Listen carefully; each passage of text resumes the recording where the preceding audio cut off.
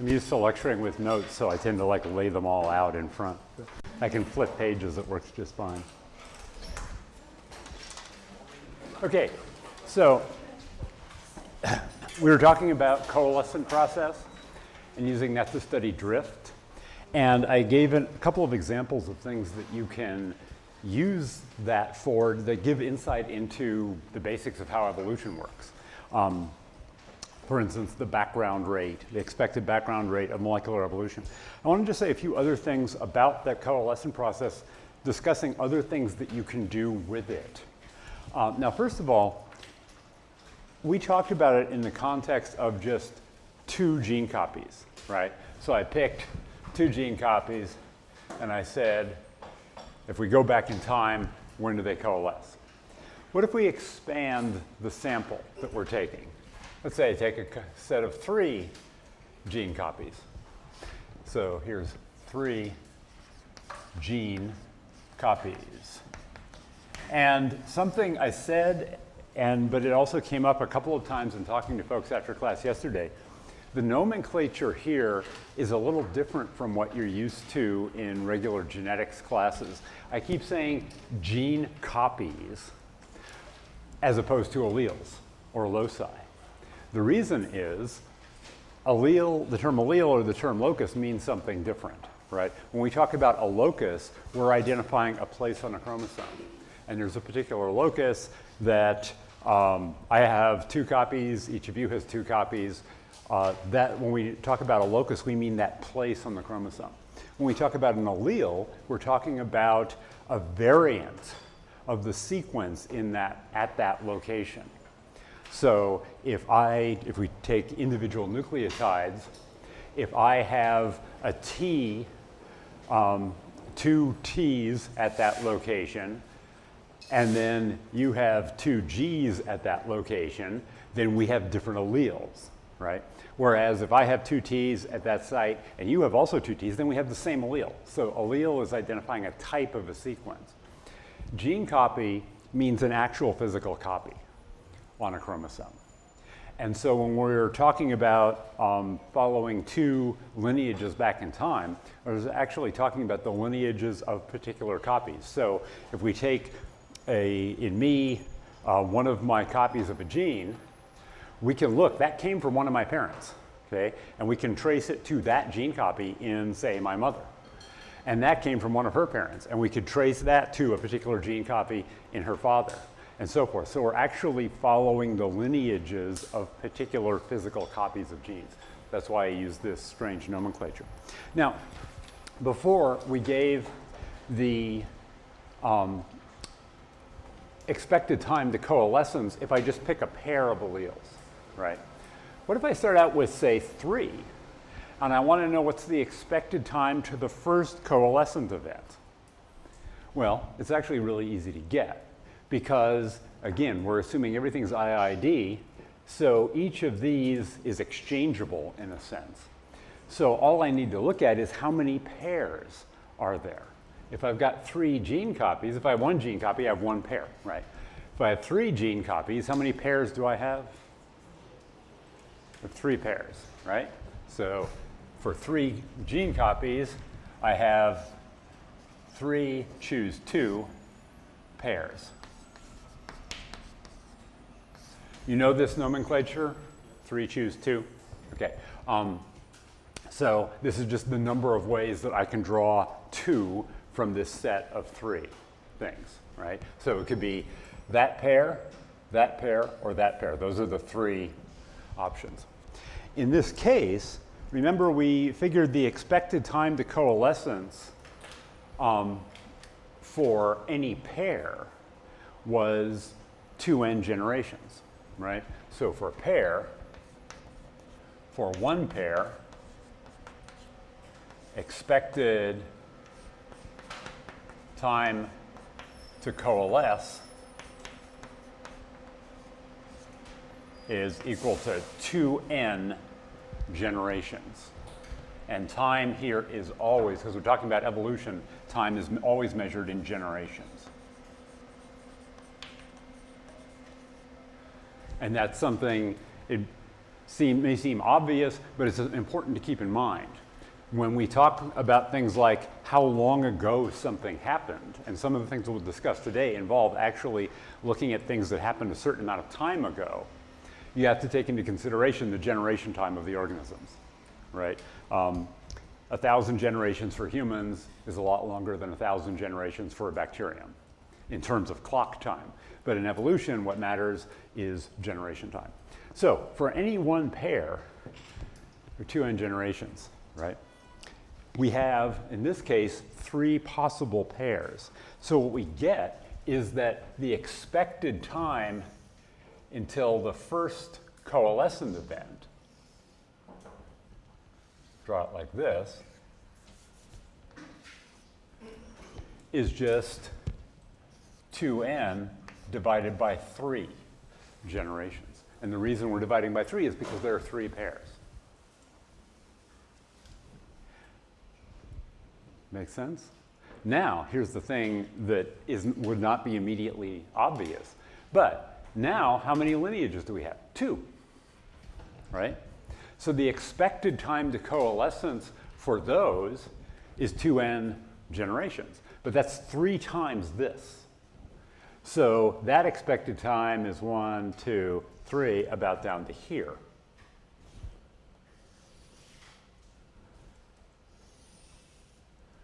Like that. 2n generations. And this is a simple case of just picking a sample of 3, but it illustrates something about coalescent trees. They don't branch equally. Early on, branches come pretty fast.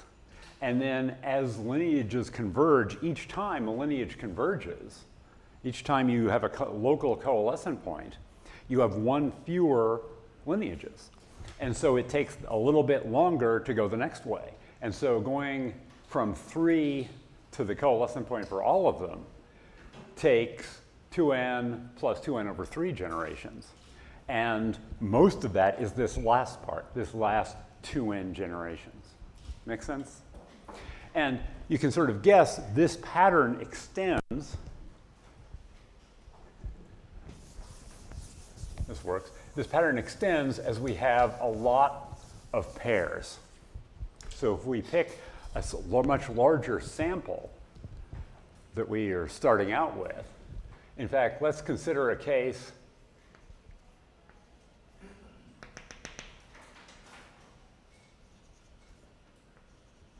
where we start out with all 2n gene copies, the entire population. So here, there are 2n gene copies. So I'm now looking not as a sample from a population, but the entire population, okay? Using this reasoning, we want to know what's the expected time to the first coalescent event. I'll give a little more space here so I can write. Well, it's going to be 2n divided by the number of pairs that we have. So this space, this time here, will be 2n divided by 2n choose 2.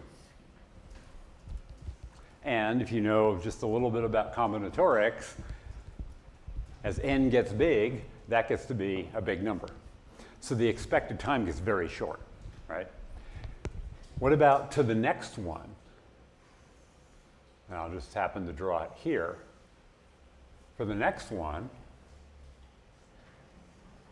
the time would be 2n divided by 2n minus 1, choose 2, right? Because we lost 1 lineage, and these are all still out here. And then if we followed this back, initially, 2n choose 2 versus 2n minus 1 choose 2, they're not so different, so these are fairly close, but they're getting a little bit longer each time. But as we go all the way back,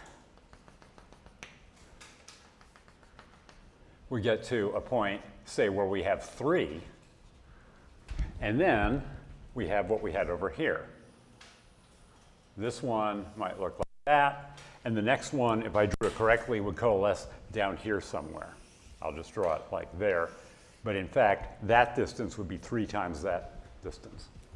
So in other words, as you go back, at first you have a lot of coalescent events, and then fewer and fewer and fewer and fewer. And the last one takes a long time. In fact, the last one takes as much time as all the ones leading up to it did.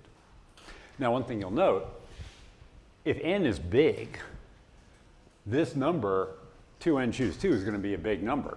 It's going to be much bigger than n. And so you might end up with 2n divided by that being less than 1 generation, and you will. What that means is multiple events will happen in this first generation in a really big population, even though for any 2 gene copies I pick, there's a low probability that they coalesce in the previous generation. If I have enough copies, a big enough population, there will be a number of cases where that actually happens, right? Because the number of opportunities for that is just actually the number of pairs that we have. That makes sense about this? So, in other words, this does not look like what we tend to draw when we draw like a phylogeny. When people draw a phylogeny, we often like to draw it something like that, where we make the spaces, the times between the branching events equal, right? Now in nature, that's not always the case, but when we just sort of intuitively think about it, we tend to do that. When you intuitively think about a coalescent process, think of something like this. It's got a lot of little branches up here, and it takes longer and longer and longer going back. Now, remember, we made a bunch of simplifying assumptions. And if we change some of those assumptions, we can actually change the shape of this tree. And that becomes really useful because it allows us to infer things about the history of the population. Okay. First of all, to see what we're going to do with that. Here we're just talking about lineages. I haven't said anything about differences in sequences. I haven't said anything about mutations in this. But of course, mutations are occurring along this tree. And so a reasonable question we can ask, and one that we can address using data, is if we pick 2 gene copies at random, how many differences do we expect there to be between them? And to be clear about this, what we'll be looking at is what we call pairwise differences.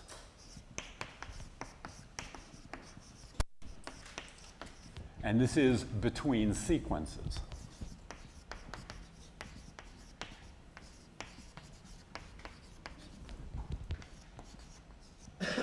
Just to clarify what I mean, say we're looking at a short section of DNA and one copy that we pick has sequence G, A, C, G, T, right? And another one that we pick has the sequence G, A, G, C, A, T. Okay? In this case, these differ at 2 sites. Those 2 sites are different. Everything else is the same. Those are different. Professor? So in this case, there will be 2 pairwise differences. That's what I mean by that. Yeah. Are you using sequences interchangeably with gene copies? Am I using, sorry, what? Sequences interchangeably with gene copies? Yes. So when I write this sequence here, I mean this is an actual sequence on a chromosome, right? And so I pick one. I pick one chromosome from you, and I sequence that little region, and okay, that's that sequence. And then I pick one from somebody else, and I sequence it, and I say, okay, they had that one. Yes, exactly. Does that make sense? It should make intuitive sense as a reasonable way to talk about the difference between 2 copies that we choose. And this is, in fact, a widely used measure of genetic distance between 2 sequences.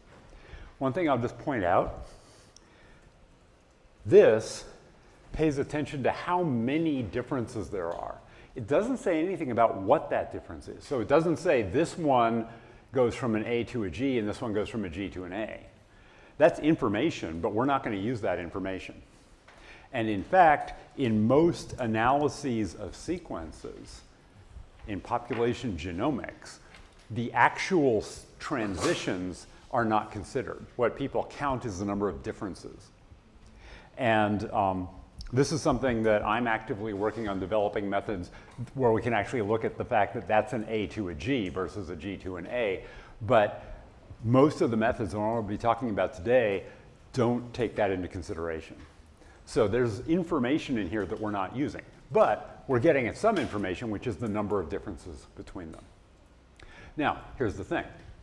You expect the number of pairwise differences, at least initially, to go linearly with the time since coalescence.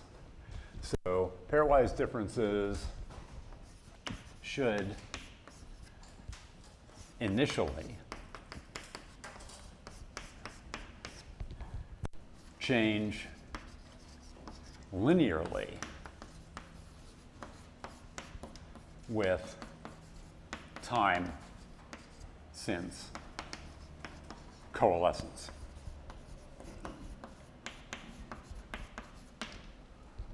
Why did I say initially? What might happen if we wait a really long time?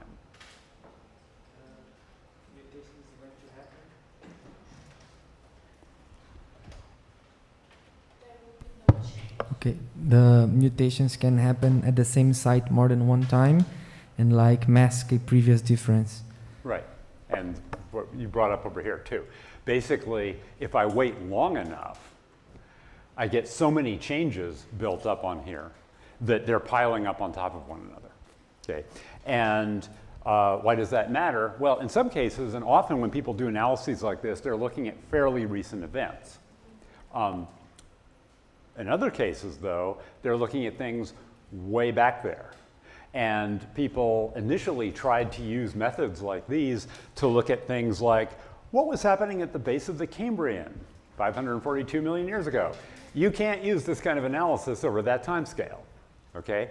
We're looking back towards the origin of vertebrates, say, in a case like that. So if you wanted to look at the differences between humans and lampreys, that's too long, right? There's been so much time gone that at most sites you've got changes happening all over the place.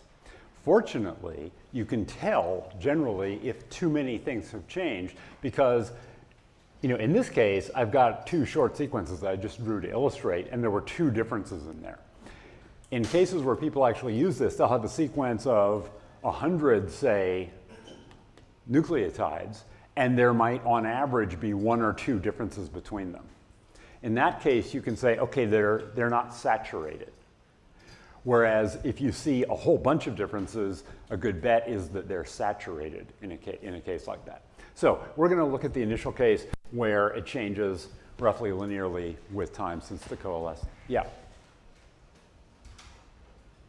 I can hear you. Okay, it's just that, like, how can we measure how long we can use the linear structure? Right. So again, the way to estimate that is to look at the actual proportion of these sites that are substituted.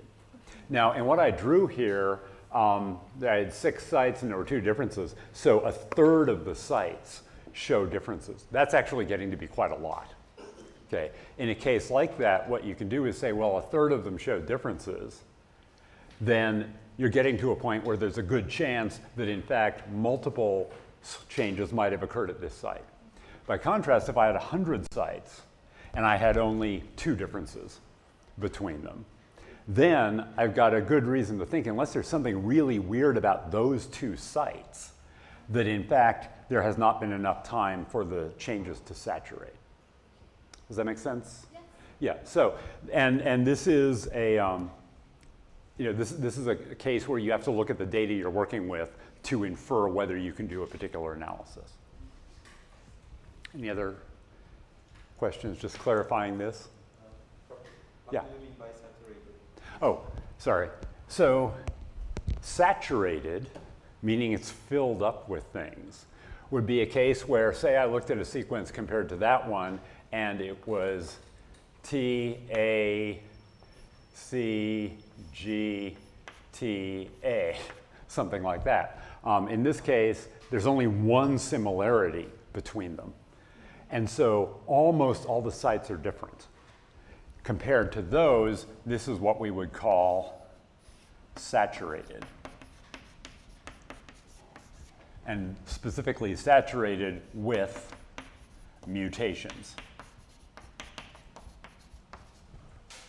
So when something is saturated with water, it's filled with water. This is filled with mutations. Yeah.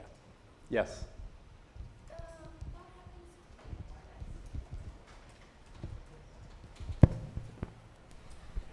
I was thinking of a case where we have and we are having mutations, and then, for example, the mutation, we have so many mutations that it goes back to the first letter that was in the sequence. How do you deal with this? Right. So when I talked about this, I said a bunch of changes had happened. You can work out, there are only 4 nucleotides, right? So you can work out the probability that you actually end up going back to the same one that you started with, having first gone to someone else. And so, in fact, what people look at, a case where there is saturation with mutations is not actually, for a big sequence, it's not a case where everything's different. It's a case where the number of things that are different is what you would expect if you randomized it, each thing, but that includes some coming back to the way they started. So roughly 1 in 4 would be the same, right? So if I looked at 2 sequences and I say, oh, they match in 1 of 4 places, well, that doesn't tell me much of anything, because that's what you'd expect if they were just randomly changing and just by chance they hit that proportion of the time. Does that make sense? These are good questions, and they're things that I'm sort of skipping over, but it's good that you're asking about these. I'm sort of skipping over because I'm focusing on the math that goes into the analysis, but these are exactly the questions that matter if you have a bunch of data and you're going to apply this to it. So it's good to be thinking about this, and those are good questions to ask, even though I'm otherwise sort of veering in the purely analytical approach for this. Okay, so this is just getting at this idea of pairwise differences. Now, what do we expect to see if we actually have a couple of populations of organisms, or just a couple of individual organisms, and we look at a whole bunch of loci? So we look at many, many loci. And for individuals, and often this is done for individuals within a population. So I have a population of individuals, and I sequence a bunch of sequences from that population.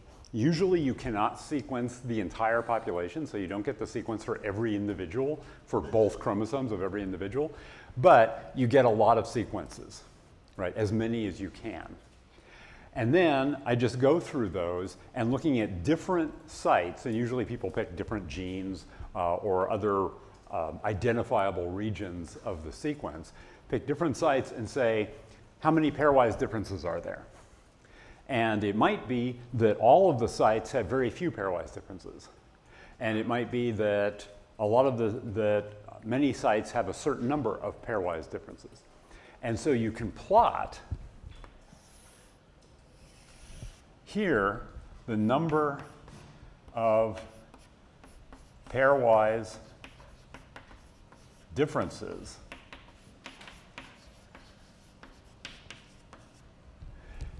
and on this axis the frequency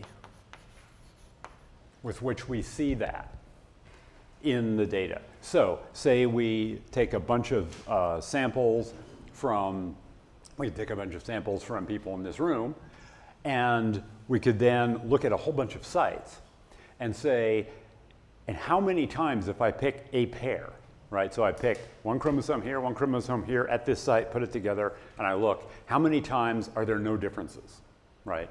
That gives me the frequency of 0 pairwise differences.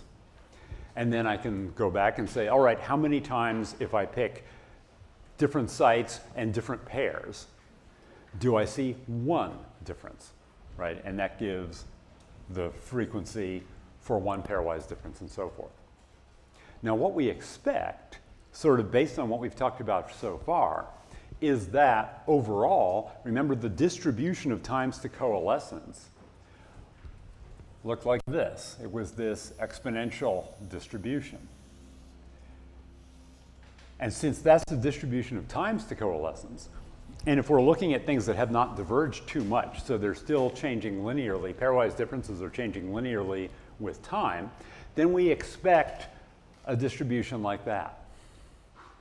Then you can ask, is that what we see when we look at natural populations? Well, back in the early 1990s, late 1980s, early 1990s, some folks decided to go out and say, okay, if we look at actual populations, and also if we simulate populations, so set up computer simulations and just simulate them, what does it look like? What do we see? And what they found is if you just look at a case, it almost never looks like that. Okay? It looks, so this is expected.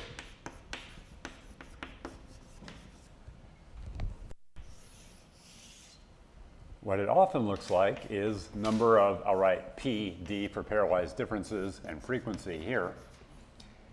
It does tend to start out high, and it kind of drops off, but then there'll sometimes be odd little peaks in there as it goes down. Now, ultimately, of course, it does drop off with time, but you see these odd peaks stuck in here.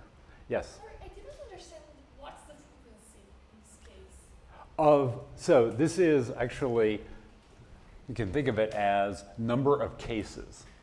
So we've got a bunch of sequences. Let me draw it over here.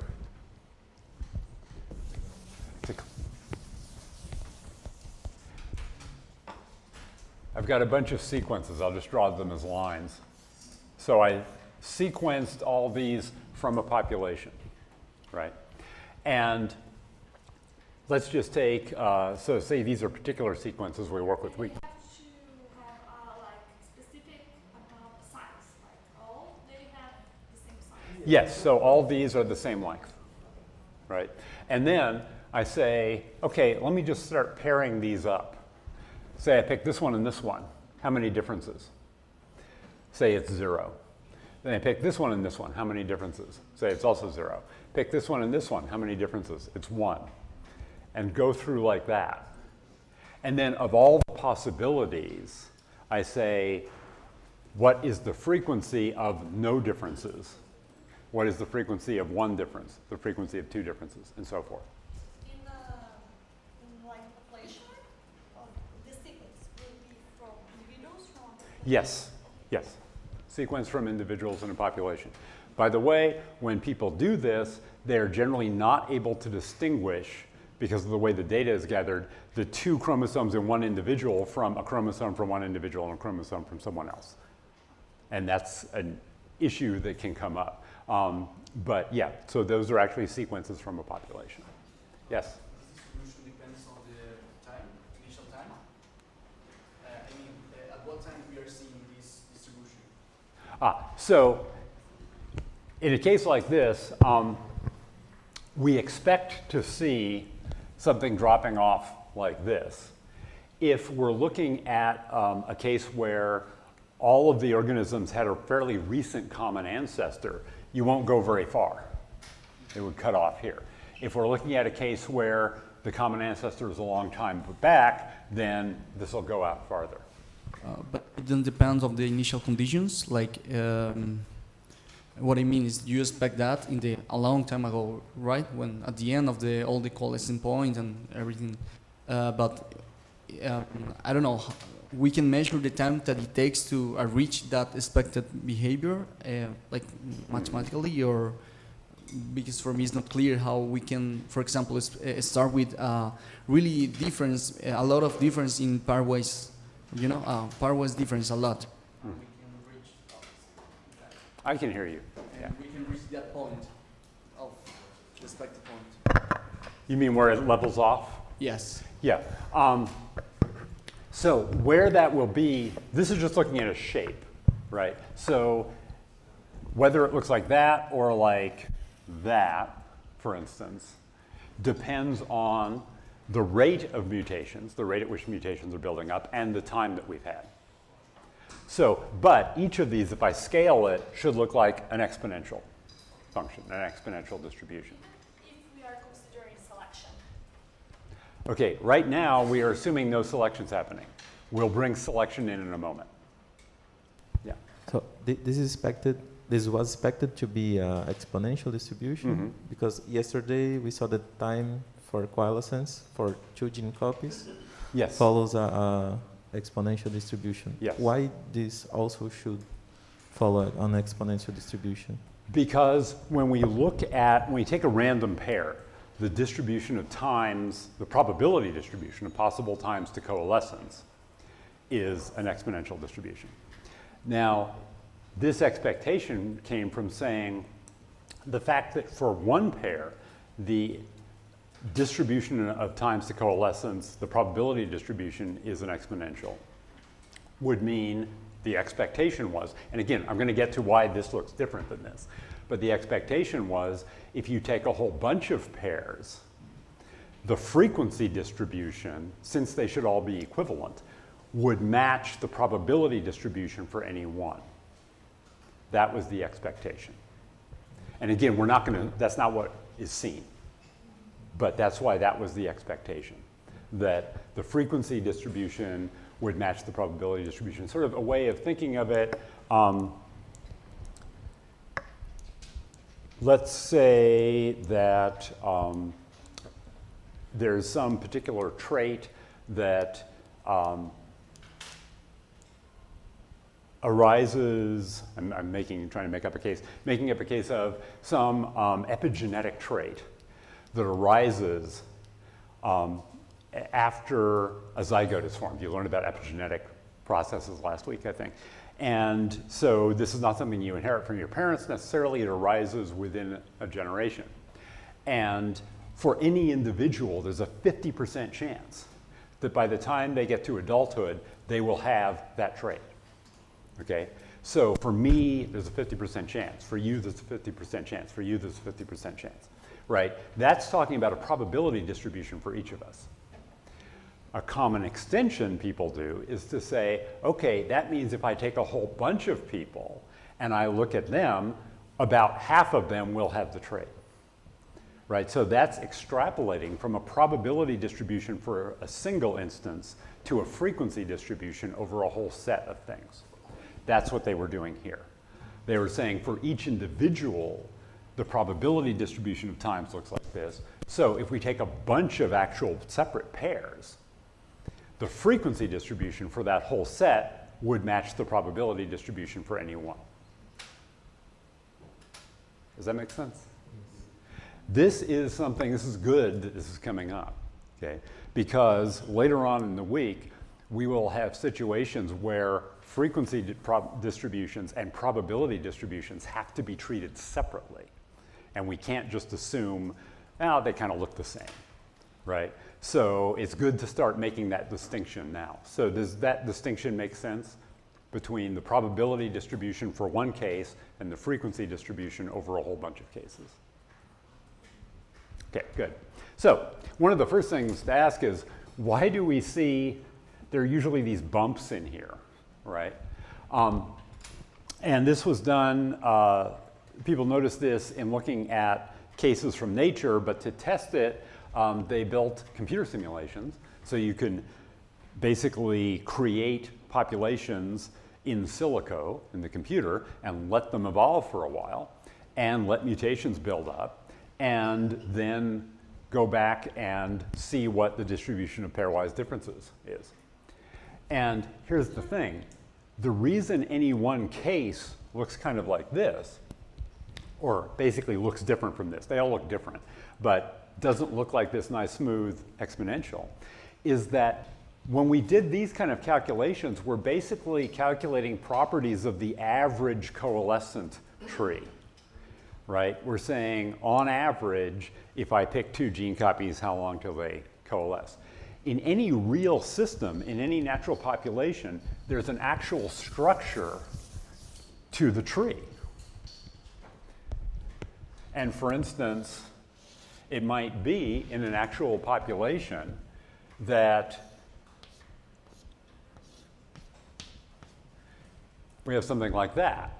That in fact there are two groups of relatives, say, who are closer to one another, and this is not a phylogeny, this is all within a population. But if you just trace back, think of family lines, right? If you trace back, you might find that, oh, actually there are sort of two big groups that everybody tends to fall in, okay?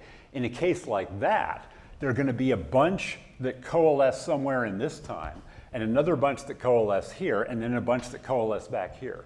And those give peaks. That's why they saw peaks in these cases. If you simulate it a bunch of times and you average over all your simulations, it looks like this, right? But in any one case, it doesn't. And it doesn't because in any one case, there's an actual structure to the tree that structures it. And the reason I'm bringing it up is to drive home that these calculations for a coalescent process are the average over all possible coalescent processes. If you pick any real one in nature, it doesn't look like that. It has this structure within it. Although when you average over all of those, you see something like this, except when you don't. So here's something that you sometimes really see in natural populations when you look at the distribution of pairwise differences. Sometimes you see something that looks kind of like this. I'll put number of pairwise differences, frequency, and you'll see something that kind of looks like that. There's a definite peak in there. What's going on there? Okay. Well, a hint can be gotten from understanding these cases. These cases where we got little peaks in here, those were cases where the actual tree had a bunch of individuals that would coalesce at around the same time. What this suggests is that for the whole population, if you look back in time, lots and lots of sequences actually coalesce at the same time. So it doesn't look like that idealized coalescent tree we drew there before, where most of the events happen early and then it gets fewer and fewer and fewer. It takes longer and longer going back. Rather, this looks like a case more where we have a tree that maybe looks like this.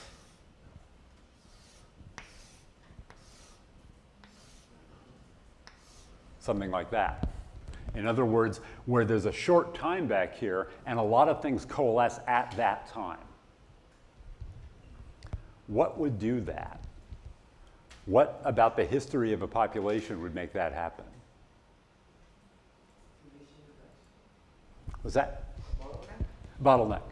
Yeah, so if you see this for the entire population, this is suggestive, and you can test it simulating, and it's what you see. This is suggestive of a population bottleneck.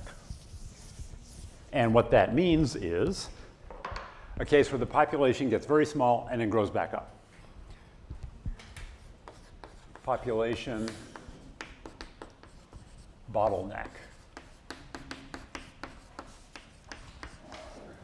Here, I'm going to plot population size, n, as a function of time. Say we have a population that's fairly large, and then it drops to a small size, and then grows up, back up. Okay, that is a population bottleneck. The term used because it's like the neck of a bottle that it comes in like that. Okay, and a key to this is not staying small. It gets small, and then it grows back up. When that happens, what you get is a tree where most of the pairs you look at actually coalesce there at that bottleneck. That is, if you look shortly after. The longer I wait, the less of the signal there is of this. But if I look at the population shortly after it went through that, I expect to see something like this. And we do see it sometimes. And the expectation is, and here's where time comes in. Before, somebody was asking about time, and I was saying that this is really scaled in such a way that you can scale things one way or another with time, but it doesn't explicitly come in. In this case, time does. So if we looked at this population, put this down, if we looked at this population, say it stays big for a long time. If we looked at it here, what we'd expect to see is a very distinct peak. If we looked at it out here, what we would expect to see is the peak moved out and then a lot of sort of noise and then a peak. Actually, it would be lower. But that's shifted out. And how far out that peak is a function of how long ago that population bottleneck was. Now, this is interesting, and I'm going to give a couple of, at least one other example of something like this. But this kind of analysis really revolutionized the study of the history of populations. Because think about it, this means you can look at a population that's there right now, look at the distribution of genetic variation, and infer something about its past population dynamics. Right now, there are a bunch of things out there. But we can say, but it went through a bottleneck. They got really rare and then came back up. There's a signal of that in its genome. The fossil record is terrible for population size, right? Occasionally you have a fossil of something, but in general you can't infer much history of population structure from fossils. But this is almost like fossilized population structure, but it's fossilized in the genome. Yeah? Why the height of this peak isn't the same as the... Well, I don't know if it's intended, but why the height of the peak in the second graph isn't the same height in the first graph? Good question. Anybody want to guess the shape, what this distribution is approximating? Say we have a tree where everything really comes back to a point. Anyone want to guess what probability distribution? It's a classic one. It's not going to be normal. Poisson, exactly. You expect a Poisson distribution.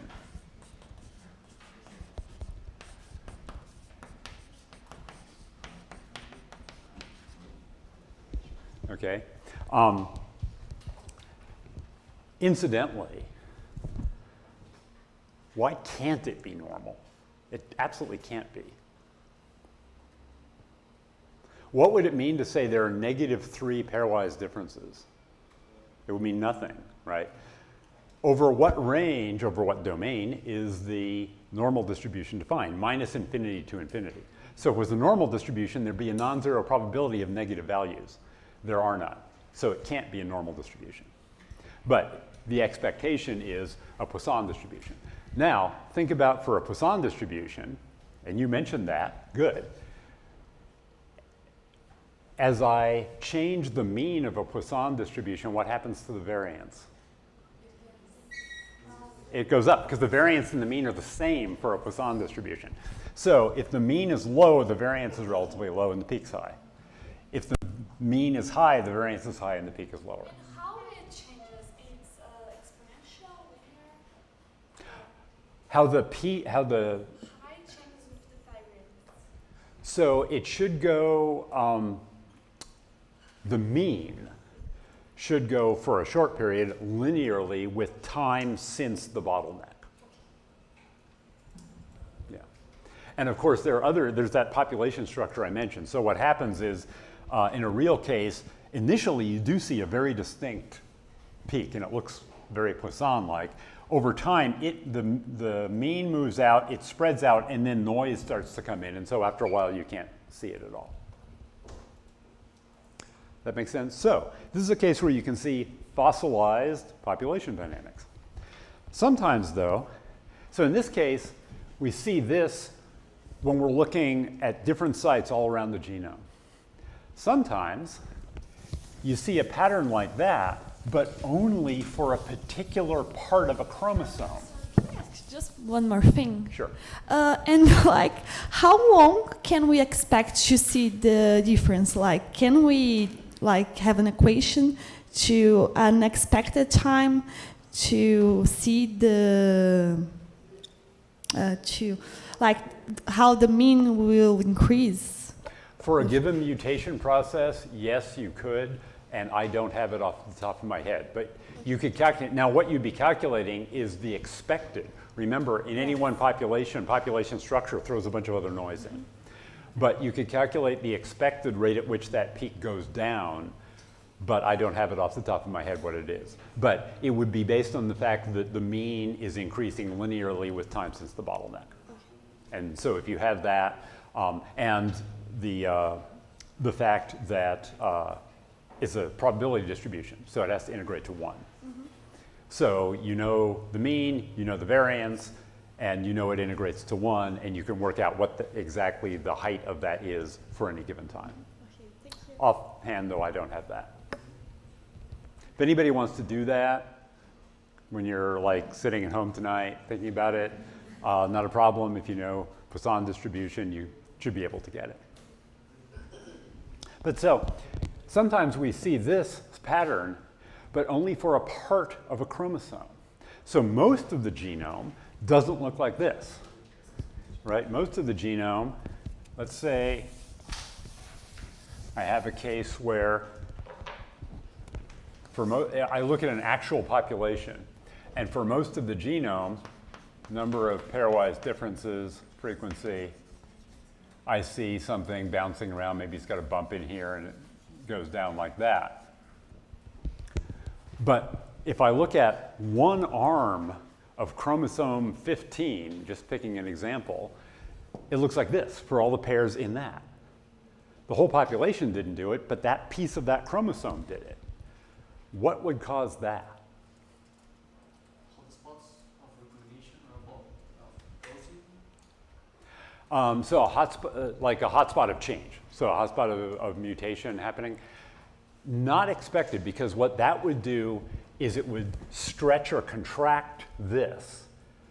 But just having a consistent hotspot would not throw a peak into it. What do you think? I can hear pretty well when y'all talk, so.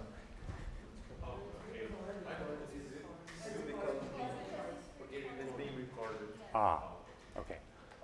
So I'm still stuck in the left graph, trying to comprehend why precisely it represents the bottleneck effect. Why should the peak at 0, the little maximum at 0, be lower than why should it not be the global maxima of the frequency distribution in this case? Because intuitively I thought that if suddenly you have a lot of individuals which are very similar, I shouldn't expect. Yeah, I understand what you're asking. Let me just time n. So go back to drawing population size as a function of time. And say it drops, grows back up like that. If the population has been growing exponentially since a very small size, then you would actually expect something like that. However, what happens, so in other words, if I picked a spot, I don't know, maybe about in here, prior to that inflection point, then I wouldn't get an initial peak. But what happens is this starts leveling off and doing this. You start to get a lot of cases where the actual tree now looks like this. So there's still a lot of things that go back to this early bottleneck, but we've had time for some branches up here. In that case, so as we move on here, what happens is a peak will appear here, all this will move out, and eventually it'll swamp out this peak. So most of the time, you'd have to pick it at just the right spot, but if you pick it right after it's grown exponentially and stop there, then it would look like that. You're right. I understood it now. Thank you. So we're talking about a case where you see something like this for just a part of a chromosome, not for the whole genome. Ideas? What's that? Okay, yeah, selection's involved. What did selection have to do? I think that in the chromosome there are regions that are more susceptible to mutations than others. In the extreme of the chromosome, mutations can occur easily than in the center. Okay, so again, that's like saying there's a hotspot of change, of mutation, and that would mean that for that part of the chromosome, the whole distribution would be stretched out or contracted. But just having a hotspot, something that always has a high mutation rate, would not produce a pattern like this. Selection is involved. So here, think about this. Say we're talking about, say we take a bunch of chromosomes in an organism or from a population. So each line is a chromosome, right? And these are just going along. But there's a site here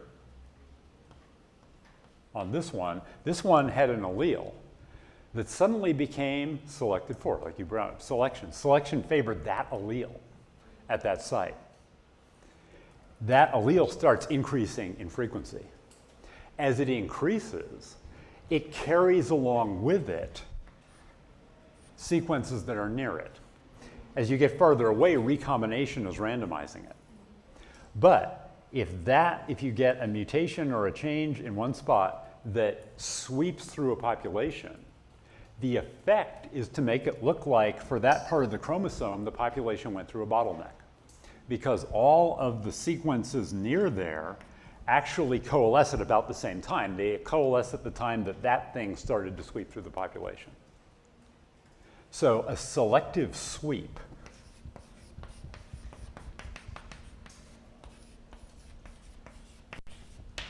by that I mean a variant, an allele in this case, a variant of a sequence sweeping through a population. That means it goes from low frequency to fixation in a population.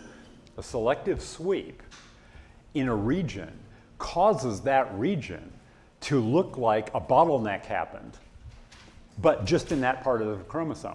If you look at other chromosomes or even that one much farther away, recombination is reshuffling things. So they're not affected by that. But tightly linked loci close to that one would show this pattern. It looks like there was a population bottleneck. And in a sense there was. There was a bottleneck in the number of actual sequences in that region that got passed on to the next generation. Right? Because the ones that happened to be next to that mutant got passed on a lot, and ones on other chromosomes from that same region that weren't next to that yellow mutant didn't get passed on. Make sense? So this is a case where we're seeing not fossilized population dynamics, but actually fossilized selection. We're able to say that something arose at that spot and swept through a population based on looking at the distribution of variation in the population right now. And this is just one example of doing this, but this is sort of a hot area in evolutionary genomics right now, has been for the past 15 years or so, of coming up with ways to look at sequence variation and infer something about what kind of selection was going on. And this is a case where you can see evidence that something appeared at that spot and swept through the population. There was selection there. And it's related to a more general thing that it acts as though selection at that spot essentially reduced population size for genes around it, right? And again, the number of individuals in the population might have stayed constant. There might have been a very big population. But when that variant arose, because it sweeps through the population, if you pick a closely linked locus very close to it, there it is on that chromosome, here it is on this chromosome, here it is on this chromosome. These don't go anywhere. The one that's linked to that is the one that gets pulled through. So in a certain sense, it's as though the effective population size is smaller for the part of the chromosome where selection's acting. And that is a very general phenomenon that applies not only to cases of past sweeps, but even looking at a sweep happening right now. If you see a part of the genome where it looks like the population size is just much smaller in that part of the genome, that suggests selection acting. Let me just say one thing and then we'll get to the question. If you have enough data, good enough data that you can actually say which chromosomes came from which individuals, and let's say there are 2 alleles at this locus. So there's a yellow one and there's a purple one. And everybody is either yellow or purple. And then say we can identify that. So when we sequence things, we can say, that's a yellow allele and that's a purple allele. And when you look at chromosomes that have those, it looks like on the chromosomes with a yellow allele, you see this kind of pattern. It looks like there's small effective population size. But if you look at the chromosomes with the purple allele, around them it looks like a big effective population size. What does that mean?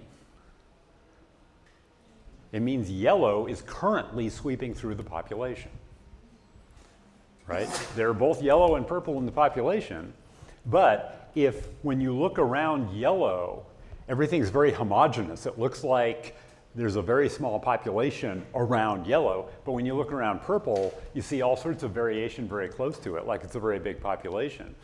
That's evidence that there's actually right now selection acting at that locus and that yellow is sweeping through the population. And this is a kind of analysis that people have been doing now for about 15 years and are doing increasingly because it's getting easier and easier to get sequence data. And you will see in the news sometimes discussions of this, that scientists identify a gene that's under selection. This is how you tell that. This is the main way that you identify parts of the genome that are currently changing in the population and certain alleles are sweeping through.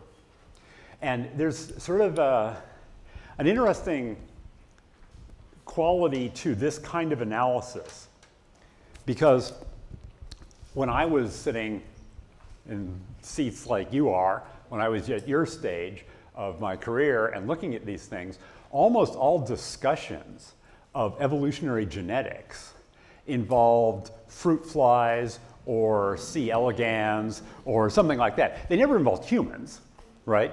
Because humans are huge, they live a long time, we have a long generation time, and there are ethical issues, you can't do experiments with them, so obviously you can't study population genetics of humans really very well. So everything was about other species. For this kind of analysis, what matters is having a huge amount of sequence data. It doesn't matter the generation time of the organism. It doesn't matter if you have them in a laboratory setting. What matters is having an immense amount of sequence variation. What organism will funding agencies give you the most money to sequence its genome? Humans. So we have, until recently, more sequence data for humans than practically anything else. And now some other things are coming up because people are realizing it's good to have sequence data for other species too. But early on, all the really good sequence data was from humans. And so these kind of analyses were first done with humans.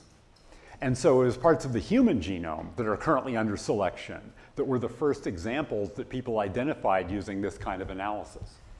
And it was this kind of twist. And if you had asked me 30 years ago, will we ever be able to identify parts of the genome where selection is acting right now? I'd say, yeah, maybe I can imagine that. And you said, will it be with humans? I'd say, oh, of course not, right? It's going to be fruit flies or something like that. No, actually, humans are the case where we have the data to do this. Incidentally, so what parts of the human genome show up as having this? A lot of them. So there's a lot of selection acting in humans, as there is in in other organisms. Some of them are regions we don't know what's going on, right? You can infer that something is sweeping through, but we don't necessarily know what it does. But there are some that it's pretty obvious. One of the big ones is there are actually multiple loci that relate to ability to digest lactose as an adult, right? Until about 5,000 to 6,000 years ago, there was no selection for adults to be able to digest lactose. Babies had to digest lactose, but as soon as you're weaned, you don't really get a lot of lactose, and so people would lose the ability to digest it. About 6,000 years or so ago, people started doing dairy farming. And in some parts of the world, milk products, yogurt, cheese, especially yogurt and kinds of cheese, became major food items. Well, suddenly there was selection to be able to keep digesting lactose into adulthood. And that's something that is changing right now in the human population, and it shows up when you do this sort of analysis. And it's interesting, it's different regions somewhat in different populations. So places where dairy farming started very early is in the Middle East, what's called the Middle East, sort of southwest of Central Eurasia, and in parts of sub-Saharan Africa. And in both cases, those are places where a lot of people can digest lactose as adults, right? If you look there, it's different parts of the genome that have been under selection, because different mutations allowed people to continue to be able to digest lactose. And those were selected for in those two different locations. And so you see a signal of selection for that in those places, but it's actually different parts of the genome, which shouldn't be surprising, right? Most traits are affected by genes spread out throughout the genome. And if you suddenly select for something, you pick up whatever variation is already there, and it might be different in different populations. It might be in one population, an allele over here is present already that allows you to continue to digest lactose, and it starts increasing. And in another population, it might be an allele on a different chromosome that's doing that. So anyway, this is another case where we can look at the genome, patterns of variation in the genome, and see evidence of what was happening in the past, and also see evidence of what's happening now. Sorry, I delayed for a while. We are talking about like a directional selection. Is there a way to detect balancing selection in this fashion? There are ways to detect balancing selection. It's generally not done using this kind of analysis. But yes, there are ways to identify balancing selection. And you can think of it, usually it's not done by plotting pairwise differences, but you can think of it in terms of a coalescent process. Let's say, and we haven't gotten to this in this class yet, but balancing selection, make sure everybody know what that means. I mean, balancing selection. Think of it as selection favoring a heterozygote for heterozygotes.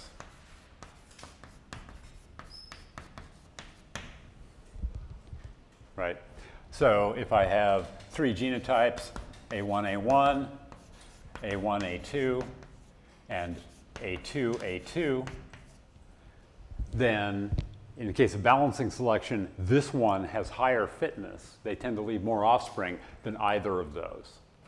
What it does is it maintains both alleles in the population. I'm not going to go into details of this now because tomorrow we actually will model balancing selection and you'll see what's going on. But just the intuition should make sense. If you select for these, you maintain both of these alleles. Okay? What that does is it means as you get close to this locus, think about the history of the population. There's somewhere back there where you got one of these alleles arose from the other. Say you started out with A1 and an A2 appeared. Okay? And then since then, both A1 and A2 have been maintained together in the population. When one gets too common, you get pushed back. Okay? So we're maintaining both of them in the population over a long time. What that means is that sites adjacent to this A locus, some of them will coalesce recently, others will coalesce recently, but some of them, if one's linked to A2 and the other's linked to A1, they won't coalesce until you get back to the origin of the difference between those alleles. So in other words, the coalescent point is incredibly deep at that point. And one of the things that means is a lot of variation builds up around it. And so usually in this case, what we do is we look along a chromosome.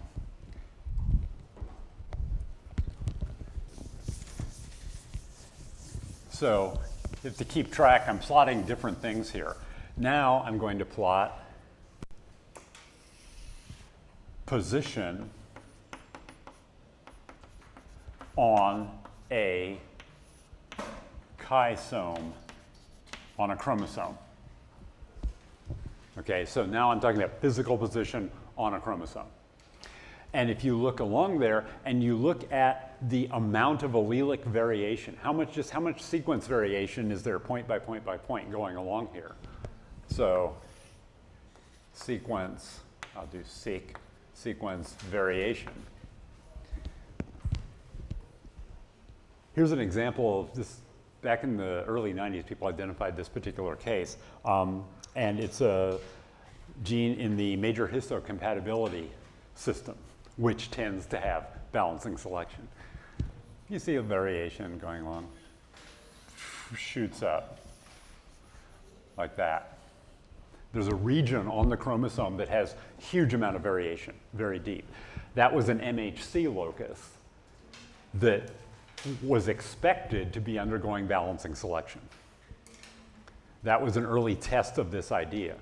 And it was before a lot of sequence data was available, because those genes had been studied in detail. We actually had a fair amount of data for it. So yeah, you can identify whether it's balancing selection or directional selection. You had a question? No. Okay. So does this sort of make sense? So what this is doing is just using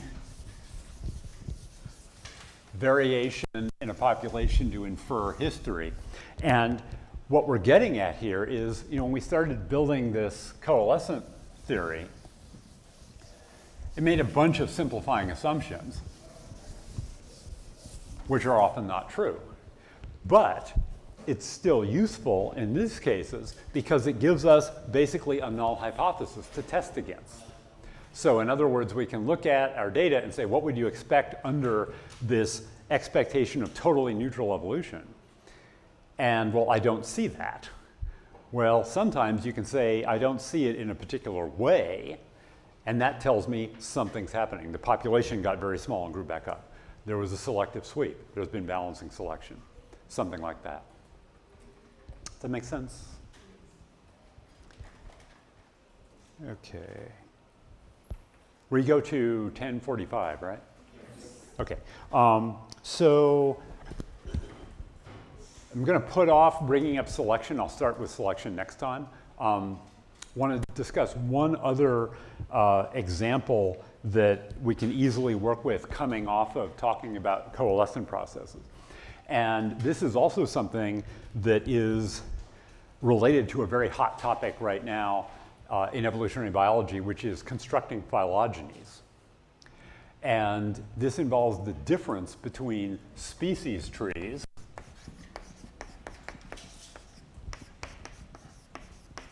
versus gene trees. What do I mean by this? What we've been talking about are gene trees. We've been talking about the genealogy of copies of genes, right? If I pick a particular locus and I look at that locus for everybody in this room, we could build a tree that goes back for that locus, okay? So that is a gene tree. A gene tree is the history of the genealogy of a particular site on a chromosome. So genealogy of a particular, I'll say locus. And again, this is sloppiness. I'm saying gene tree, but really it's a locus. It does not have to be a coding gene. this terminology, molecular biologists try to be careful about it, but it's changed a lot because if you go back not too long ago, the only parts of a genome that anyone studied were actual coding genes. In fact, not too long ago, on the scale of my lifespan, it was assumed that the whole genome was made up of coding genes, right? It's not, right? 90% roughly of ours is not coding genes. So, but these terms still linger. For almost everything we talk about, what we mean is just a locus, a part of a chromosome, whether it's a coding gene or not. So, gene trees are genealogy of a particular locus. Species tree, this is what's conventionally called a phylogeny. Right, so if I have a bunch of different species, I can build a phylogeny about how they're related to one another. A reasonable question is, do gene trees always match species trees? The answer is no, they don't necessarily. Can you use gene trees to infer species trees? Yes, you can. But to do it, you have to take some things into consideration. So the first thing, that's a key thing to know, is these are not identical. The gene tree does not necessarily match a species tree. Okay? And what that means is I can pick a particular locus and say at this locus, these two individuals, the gene copies in this individual and the gene copies in this individual, actually have a common ancestor more recently than either do with an individual over here. But phylogenetically, one of these is actually closer to this one over here. Right? And what can allow this to happen?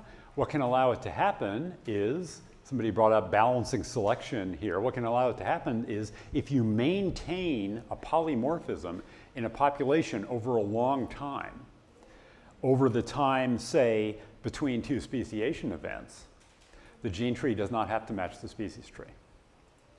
And we talked about an example of balancing selection in the MHC, the major histocompatibility loci.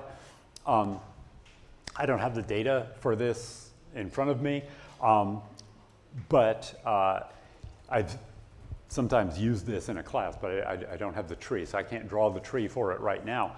But this is a locus, it's actually a set of loci, that have a lot of balancing selection. And basically because it's related to self, non-self recognition. So it's beneficial at any loci that are involved with recognizing yourself versus someone else to have a lot of variation. Rare variants are advantageous because a rare variant is really good at telling you this is me, not somebody else. And so there's long-term balancing selection at those loci. Long-term enough that there are polymorphisms, that is multiple alleles that have been maintained in the population since before the branch between humans and chimpanzees, which is roughly 6 million years ago. In other words, because of that, it is possible that at a particular MHC locus, if we just pick, say, one chromosome from me and we look at the sequence there, and we take one chromosome from you, when we look at the sequence there, I might be more closely related at that site to a chimp than I am to you, right? Because the same alleles have been maintained. So it might be I've got this allele and the chimp has this allele and you've got a different one, right? Phylogenetically, you and I are much closer than either of us is to a chimp. But at that particular locus, it's possible that I could be closer to the chimp than either of us are to you. So this is what I mean by a gene tree doesn't necessarily match a species tree. Now, how do we calculate the probability that the gene tree won't match the species tree? Well, here we can use a coalescent-based reasoning. And to address this, and when I say gene trees and species trees, I saw some people, yeah, nodded. So some of you are used to looking at fat phylogenies. That phylogeny is a phylogeny that's drawn so that I can draw another tree inside of it.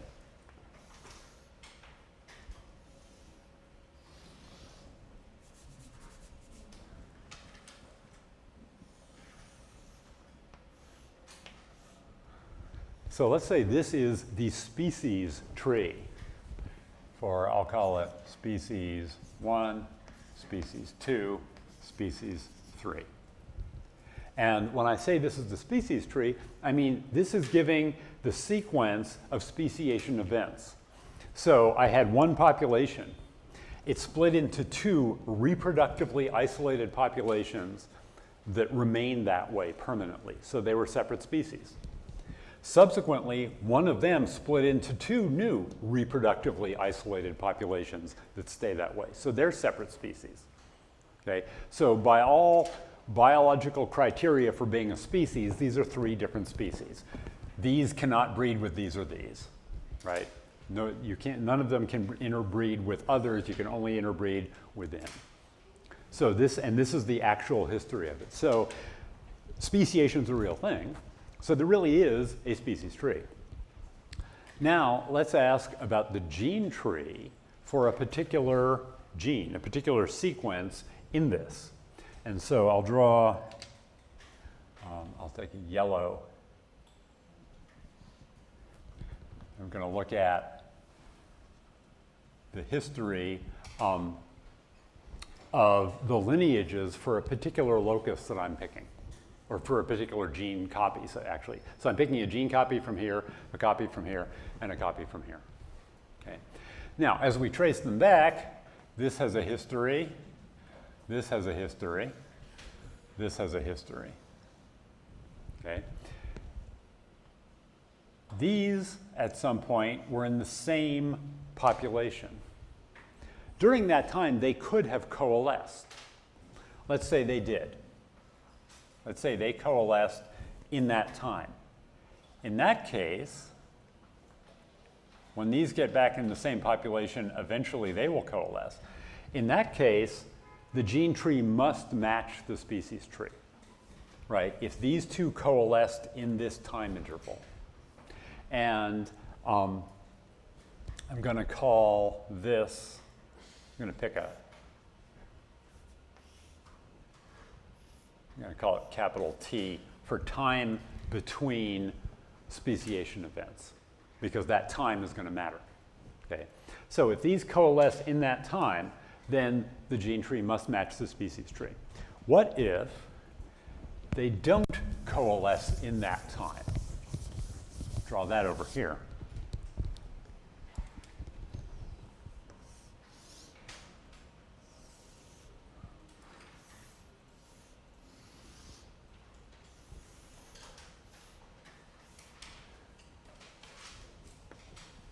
So alternately, these lineages could go back, and they could actually remain separate during that time interval.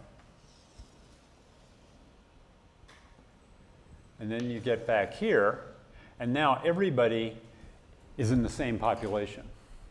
In this case, I've got three lineages, right?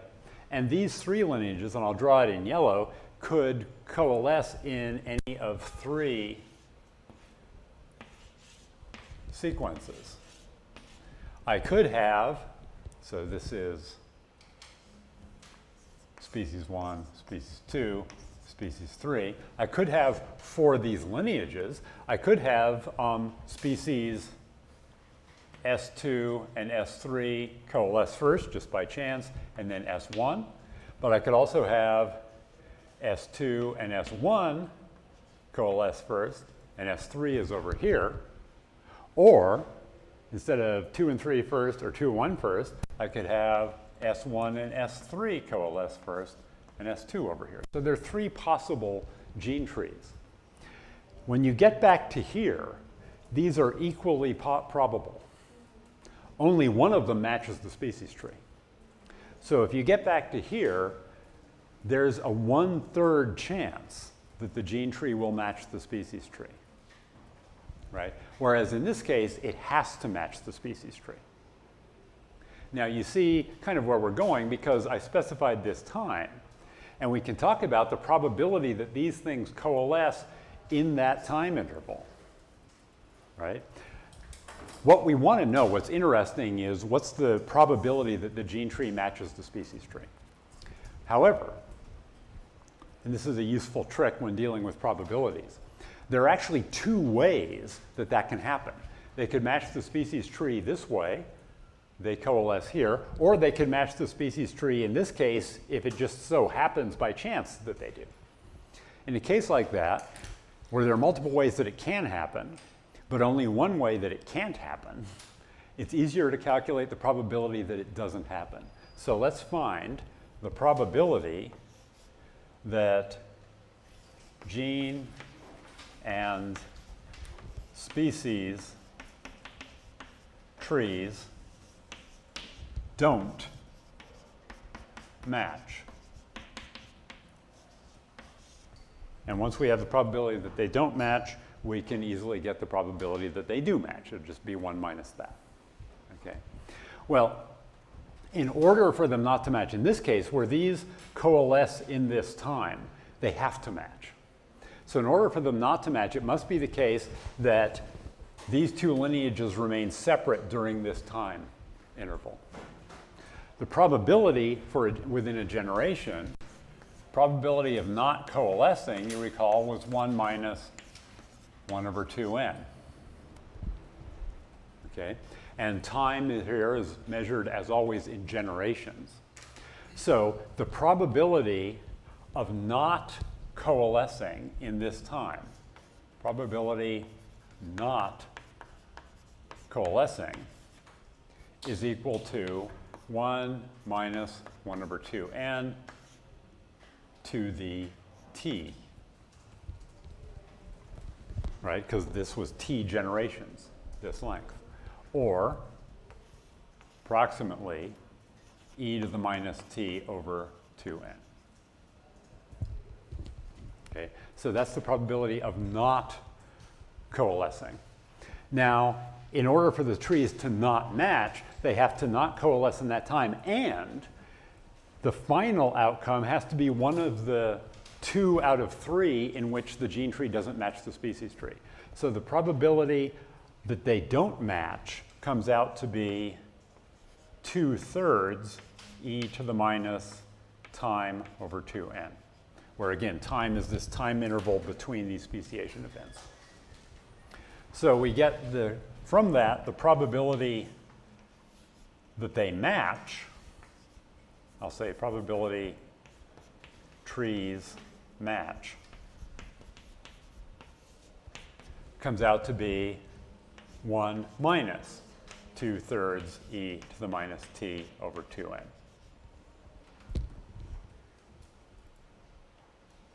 Right?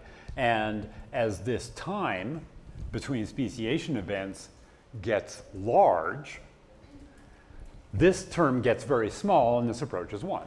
So it makes sense. As the time between speciation events gets really long, you approach a case where almost certainly the gene tree and the species tree will match. Okay? Whereas when the time is short, this can be appreciable. This can have an appreciable effect. Here's how we can use this. Sometimes when we look at trees, especially if we don't have very good data, if we have only, say, morphological data for organisms, it can be sometimes really hard to figure out what the correct tree is. And I want to give an example because this is real. When I was in graduate school, one of the questions that people had about hominid evolution was the relation between humans, chimps, and gorillas. And this was debated, right? Because for the 3 organisms, us, humans, chimps, and gorillas, we could be related like that, right? But it could also be humans, gorillas, and chimps, like that. Or it could be humans, chimps, and gorillas, with chimps and gorillas closer to one another, those 3 trees. And when people looked at morphological differences, mainly they were using skeletal traits, this was in the 1980s, they could not distinguish between these. Somebody using one part of the skeleton, say skull morphology, might say, okay, I think it's this. But somebody else would use axial skeletal morphology, and they'd say, oh no, it looks like this. And molecular phylogeny was really in its infancy then. So people would pick, you know, some part of a genome, and usually it was just looking at overall similarity between parts of a genome. One analysis would give this tree, but another analysis would give this tree. So we got all these different answers, and nobody could really resolve it. Subsequently, though, we now have the entire genome for humans and for chimps and for gorillas. And so we can pick a bunch of loci, thousands of loci, and build gene trees for all of them and say how many of those gene trees give this versus this versus this. Now, to set this up, I want to point out, if the lineages coalesce in this interval, then they have to match. If they don't coalesce in this interval, then there's a 1/3 chance that they do match. What this means is, what you expect is that the case where the gene tree matches the species tree should occur more than 1/3 of the time. And when the gene tree doesn't match the species tree, both other trees should appear with equal probability, right? Because that means they didn't coalesce, and then any of the three things could happen. So what happens when we look at thousands of loci? Well, sometimes we see this, sometimes we see this, sometimes we see this. How often? 60% of the time, 20% of the time, 20% of the time. Exactly what we would expect if this is the correct species tree. This is much more common than 1/3, significantly more. And by the way, you have to do a statistical analysis to see, is it significantly more common than 1/3 based on the number of loci, but it is in this case. And these are equally common. Right? Furthermore, using this equation, if you have some guess about effective population size, this n, and specifically here we're using effective population size, you should be able to work back from these numbers and get an estimate for the amount of time between those two branching events. There are estimates from NE for humans, modern humans. Of course, modern humans, our population now is way bigger than it was even a few hundred years ago, right? But there you can get reasonable estimates for what, say, 1,000 years ago, human effective population sizes were.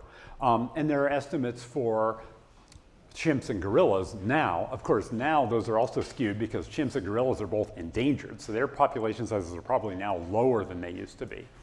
But using sort of best estimates, and these are fuzzy, using best estimates of effective population size, I took those estimates, plugged it back into this, and you get the time between these two speciation events, given the range of values, is between about 500,000 years and about 1.5 million years. So in the middle of that range is about 1 million years. And it could be as short as 500,000 years. Think about that, because the time since humans and chimps, we have pretty good molecular clock evidence, is about 6 million. So what does this tree actually look like? It looks, if we do time with it, kind of like this. Humans, chimps, gorillas. Chimps and humans are closer, but this time was probably about 1/6 as long as this time is. It might even have been shorter. It might have been 500,000 years. It might have been 1/12 this amount of time. What that means is we can infer, first of all, what the correct tree is. Secondly, that this pair of events happened close together. And now we have a good explanation why back in the 1980s, people studying morphological traits could not tease this apart. Because these speciation events happen so close together that if you pick one part of morphology, you get one tree. If you pick another part, you get another tree. Right? Just slight differences in the rate of evolution of skeletal morphology, say, during that time, would give you totally different trees. Similarly, early molecular analyses that just picked one little part of the genome and just looked at that, gave one tree or another. Of course they didn't agree. It's only when you have thousands of gene trees, you can piece them together, and then not only do you figure out what the correct tree is, but you can again infer something about history. And I'll stop in just a sec, but I just want to drive home how big this is. Until recently, when people ask questions about, say, how much time was there between two speciation events, they assumed you had to look at the fossil record. Fossil record is terrible for this, okay? And I think paleontology is a great subject. I actually used to teach invertebrate paleontology for one semester, and I think it's a great subject, but it's not good for inferring actual times of things, because what it tells you is something existed by a certain time. You've got a fossil of this, it existed by that time, but you have no idea when it arose before that. And fossils are rare enough, there's no way you'd have enough to be able to make a distinction like that, to be able to pull out a difference that short. Looking at variation within the genome, we can. In a sense, there's fossilized phylogeny, but it's not in fossils in the rocks, it's fossilized in the genome in terms of patterns of variation within the genome. Make sense? And this is a very hot topic. If you're interested in phylogeny, if you are, you know there are a lot of ways of building phylogenies. One of the very important ones is basically this, building a bunch of gene trees and then trying to infer the species tree from all of those gene trees. And this is used in a lot of cases. So I'll stop there, and this has all been focusing on drift, bringing selection in only to the effect that selection alters drift. Tomorrow we'll start talking about selection in its own, in itself. Okay, but I'll quit there. Professor. Yes? Just a quick question. This result is a little bit counterintuitive for me because at the beginning of the class we were talking that when we have more individuals, the time for coalescence will be smaller. So what would explain this shape? Okay, so in order to estimate that time, I had to use an estimate of how many individuals, what the population sizes were at that time. That is highly unpredictable. So I used a big range, it's sort of the range of estimates for that. But yes, the bigger the population is, the longer it takes to do that. Yeah. But yes, you do need to use estimates of population size to do that. Any other questions or comments? Okay, so we are supposed to stop at 10:45, is that right? Okay, they didn't bring coffee in, so I just kept talking because the coffee didn't come by, but, okay, sorry. You all know because you're all thinking, I want coffee, shut up. Yes? Just another question. Sure. I was thinking, so we can try to understand if it was a neutral process or a selection based on kind of